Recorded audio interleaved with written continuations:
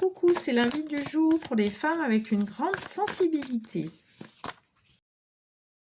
Alors on a le mieux-être durable et le 2 d'épée. Donc là, ce qu'on nous dit, c'est que pour arriver à être dans ce mieux-être durable, on a besoin de se connaître, on a besoin de comprendre comment on fonctionne, on a besoin d'avoir des clés par rapport à soi.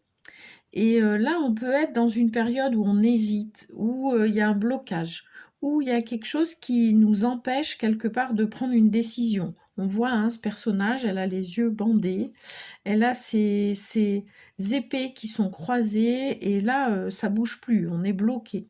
Donc là, l'idée, c'est peut-être de prendre du temps pour respirer, s'apaiser et déjà voir un petit peu ce qui vous bloque. Vous mettre dans un schéma de dualité, c'est-à-dire où vous avez ce sentiment que vous êtes prise entre deux feux, que vous choisissiez une solution ou une autre, ça va pas marcher quand même, ça ira pas.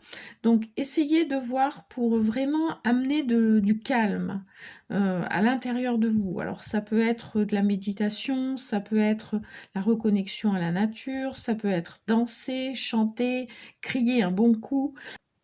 Voyez ce qui vous parle. Mais là, l'idée, c'est vraiment d'amener ce mieux-être à l'intérieur de soi, de retrouver son équilibre intérieur pour arriver à avoir une vision plus objective des choses.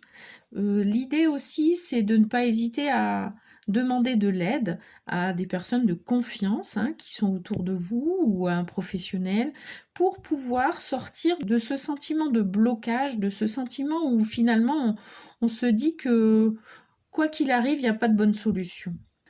Pour terminer, je vous propose un mantra des femmes lumière.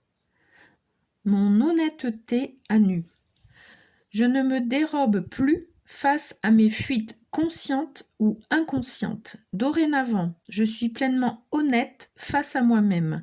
J'ose regarder en toute transparence et vérité mes fourberies égotiques, car je m'aime en toute franchise et sans détour dans toutes les facettes de ma personnalité. Je vous souhaite une belle journée.